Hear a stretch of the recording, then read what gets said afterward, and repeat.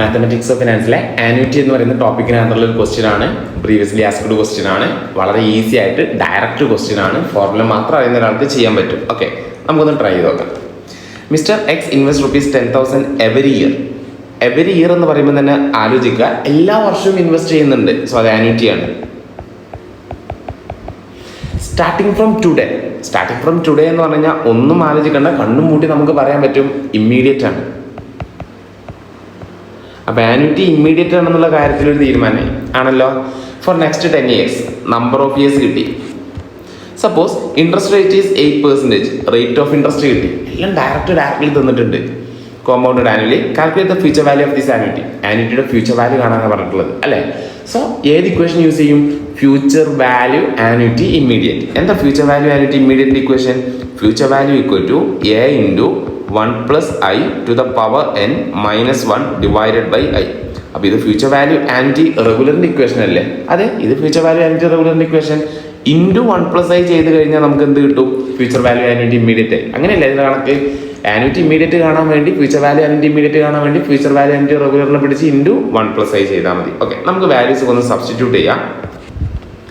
A എന്ന് പറഞ്ഞ periodic payments 10,000 into 1 + i എന്ന് പറഞ്ഞു കഴിഞ്ഞാൽ interest rate 0.08 to the power n എന്ന് പറഞ്ഞു കഴിഞ്ഞാൽ നമ്പർ ഓഫ് ഇയേഴ്സ് നമുക്ക് തന്നിട്ടുള്ളത് 10 years ആണ്.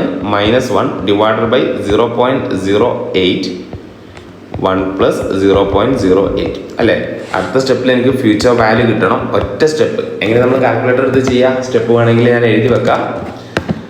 1.08 into equal to 2, 3, 4, 5, 6, 7, 8, 9, 10 -1 divided by 0.08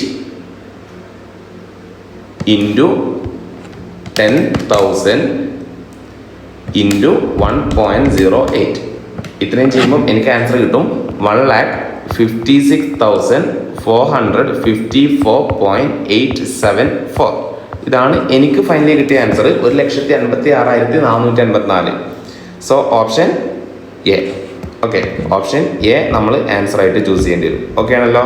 വളരെ ഈസി ആയിട്ട് ചെയ്യാൻ പറ്റുന്ന കേസാണ് ഫ്യൂച്ചർ വാല്യൂ ആനുവിറ്റി ഇമ്മീഡിയറ്റിൻ്റെ കേസ്. ഓക്കെ, ഇനി ഇതിൻ്റെ കാൽക്കുലേറ്റർ ട്രിക്ക് വേണമെന്നുണ്ടെങ്കിൽ ഞാൻ എഴുതി തരാം. കാൽക്കുലേറ്റർ ട്രിക്ക് അല്ല, നിങ്ങൾക്കെല്ലാം അറിയുന്ന കേസ് തന്നെയാണ്. ഇതെങ്ങനെ ഒറ്റ സ്റ്റെപ്പിൽ കാൽക്കുലേറ്ററിൽ ചെയ്യാൻ പറ്റുന്നുള്ളത്.